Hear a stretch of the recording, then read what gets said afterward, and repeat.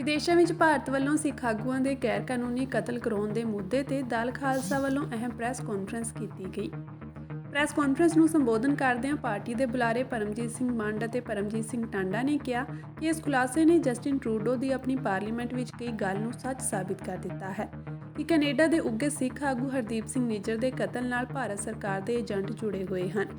ਵਿਸ਼ਵ ਮਨੁੱਖੀ ਅਧਿਕਾਰ ਦਿਵਸ ਦੀ ਪੂਰਵ ਸੰਧਿਆ ਤੇ ਸਾਡੇ ਕਾਰਕੁਨ ਸਿੱਖ ਕੌਮ ਦੇ ਖਿਲਾਫ ਭਾਰਤ ਦੀਆਂ ਅੰਤਰਰਾਸ਼ਟਰੀ ਹਿੰਸਕ ਤੇ ਮਾਰੂ ਕਾਰਵਾਈਆਂ ਦੇ ਖਿਲਾਫ ਆਪਣਾ ਰੋਸ ਅਤੇ ਗੁੱਸਾ ਦਰਜ ਕਰਨ ਲਈ ਬਠਿੰਡਾ ਵਿੱਚ ਸੜਕਾਂ ਤੇ ਉਤਰਨਗੇ। ਉਨ੍ਹਾਂ ਸਪਸ਼ਟ ਕਿਹਾ ਕਿ ਗੁਰਪਤਵੰਤ ਸਿੰਘ ਪੰਨੂ ਦੀਆਂ ਗਤੀਵਿਧੀਆਂ ਜਾਂ ਸੋਚ ਨਾਲ ਸਹਿਮਤ ਹੋਣਾ ਜਾਂ ਨਾ ਹੋਣਾ ਹਰ ਇੱਕ ਦਾ ਅਧਿਕਾਰ ਹੈ।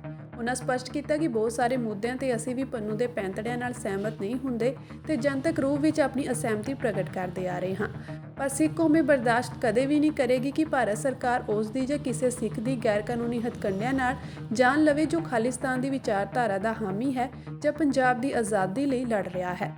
ਅਮਰੀਕਾ ਦੇ ਨਿਆਂ ਵਿਭਾਗ ਵੱਲੋਂ ਲਾਏ ਗਏ ਇਸ ਦੋਸ਼ ਨੇ ਭਾਰਤ ਦੇ ਅੰਤਰਰਾਸ਼ਟਰੀ ਕਾਰਵਾਈਆਂ ਬਾਰੇ ਸਿੱਖ ਆਵਾਮ ਦੇ ਡਰ ਅਤੇ ਦੋਸ਼ਾਂ ਨੂੰ ਪ੍ਰਮਾਣਿਤ ਕੀਤਾ ਹੈ। ਪਹਿਲਾਂ ਪਾਕਿਸਤਾਨ ਵਿੱਚ ਉੱਘੇ ਸਿੱਖ ਖਾੜਕੂ ਪਰਮਜੀਤ ਸਿੰਘ ਪੰਜਵੜ ਦਾ ਕਤਲ ਕੀਤਾ, ਫਿਰ ਕੈਨੇਡਾ ਵਿੱਚ ਨਿੱਜਰ ਅਤੇ ਹੁਣ ਅਮਰੀਕਾ ਦੇ ਪੰਨੂ ਦੇ ਕਤਲ ਦੀ ਸਾਜ਼ਿਸ਼ ਦਾ ਪਰਦਾਫਾਸ਼ ਕੀਤਾ ਹੈ। ਮੰਡ ਨੇ ਕਿਹਾ ਕਿ ਹਰ ਚੇਤਨ ਸਿੱਖ ਦੀ ਜ਼ੁਬਾਨ ਤੇ ਹੈ ਕਿ ਭਾਰਤ ਦੀ ਸੂਚੀ ਵਿੱਚ ਅਗਲਾ ਕੌਣ ਟਾਰਗੇਟ ਹੈ। ਜਦੋਂ ਮਣੀਪੁਰ ਸੜ ਰਿਹਾ ਸੀ, ਭਾਰਤੀ ਪ੍ਰਧਾਨ ਮੰਤਰੀ ਚੁੱਪ ਰਹੇ। ਜਦੋਂ ਟਰੂਡੋ ਨੇ ਨਿੱਜਰ ਦੇ ਕਤਲ ਲਈ ਭਾਰਤ ਸਰਕਾਰ ਵੱਲ ਉਂਗਲ ਉਠਾਈ ਤਾਂ ਮੋਦੀ ਨੇ ਚੁੱਪ ਰਹਿਣ ਨੂੰ ਤਰਜੀਹ ਦਿੱਤੀ। ਮੰਡ ਨੇ ਨਰਿੰਦਰ ਮੋਦੀ ਤੇ ਟਿੱਪਣੀ ਕਰਦਿਆਂ ਕਿਹਾ ਕਿ ਅਮਰੀਕੀ ਦੋਸ਼ਾਂ ਤੋਂ ਬਾਅਦ ਵੀ ਮੋਦੀ ਜੀ ਫਿਰ ਚੁੱਪ ਹਨ। ਦਲ ਖਾਲਸਾ ਨੇ ਵਿਦੇਸ਼ਾਂ ਵਿੱਚ ਵਸਦੇ ਸਿੱਖ ਅਤੇ ਖਾਸ ਕਰਕੇ ਪੰਜਾਬ ਦੇ ਸਿੱਖਾਂ ਨੂੰ ਸਪਸ਼ਟ ਸੱਦਾ ਦਿੱਤਾ ਹੈ ਕਿ ਉਹ ਸਿੱਖਾਂ ਵਿਰੁੱਧ ਭਾਰਤ ਦੇ ਹਿੰਸਕ ਹਮਲੇ ਨੂੰ ਅਣਗੌਲਿਆਂ ਕਰਕੇ ਨਵੀਂ ਪੀੜਤ ਨੂੰ ਸਥਾਪਿਤ ਨਾ ਹੋਣ ਦੇਣ।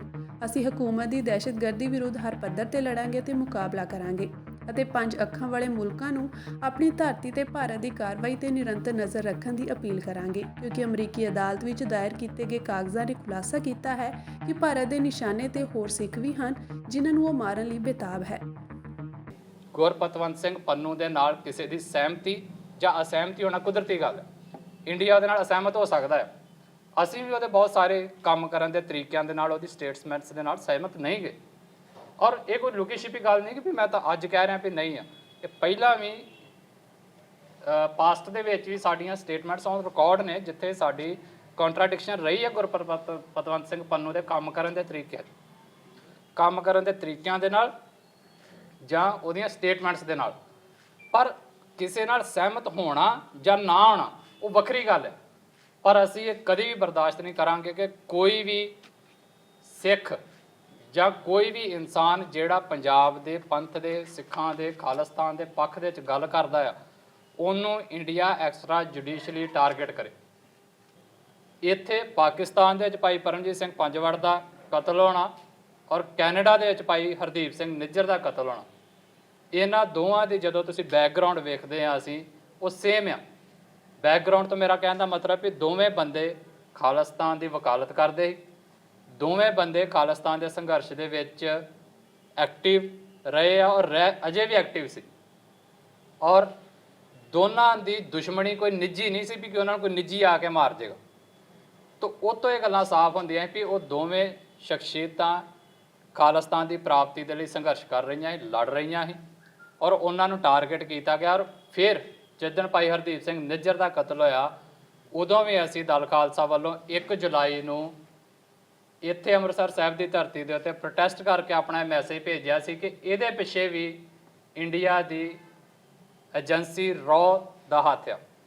ਜਿੱਦਣ ਕੈਨੇਡਾ ਨੇ ਇਹ ਦੋਸ਼ ਲਾਏ ਇੰਡੀਆ ਦੇ ਉੱਤੇ, ਇੰਡੀਆ ਨੇ ਇੱਕੋ ਹੀ ਰੱਟ ਲਾਈ ਰੱਖੀ, ਸਬੂਤ ਲਿਆਓ, ਪੇਸ਼ ਕਰੋ ਸਬੂਤ।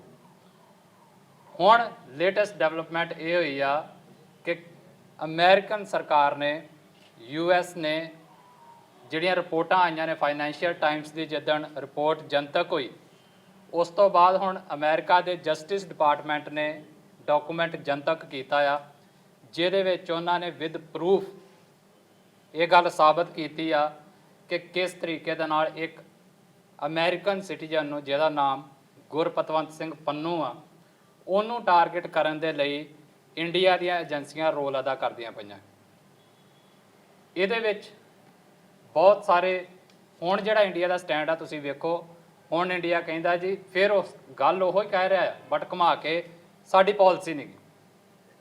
ਅਸੀਂ ਇਹ ਸਮਝਦੇ ਹਾਂ ਵੀ ਤੁਹਾਡੀ ਇਹ ਸਿਰਫ ਇਕੱਲੀ ਪਾਲਿਸੀ ਨਹੀਂ ਆ, ਬਲਕਿ ਤੁਸੀਂ ਇਹ ਹੁਣ ਮਿੱਥ ਲਿਆ ਆ ਕਿ ਜਿਹੜਾ ਵੀ ਤੁਹਾਡੇ ਦਿੱਤੇ ਹੋਏ ਜ਼ਖਮਾਂ ਦੇ ਵਿਰੁੱਧ ਬੋਲੇਗਾ ਜਾਂ ਜਿਹੜਾ ਵੀ ਆਪਣੀ ਹੱਕ ਸੱਚ ਦੀ ਆਵਾਜ਼ ਬੁਲੰਦ ਕਰੇਗਾ ਤੁਸੀਂ ਉਹਨੂੰ ਟਾਰਗੇਟ ਕਰ ਰਹੇ ਹੋ।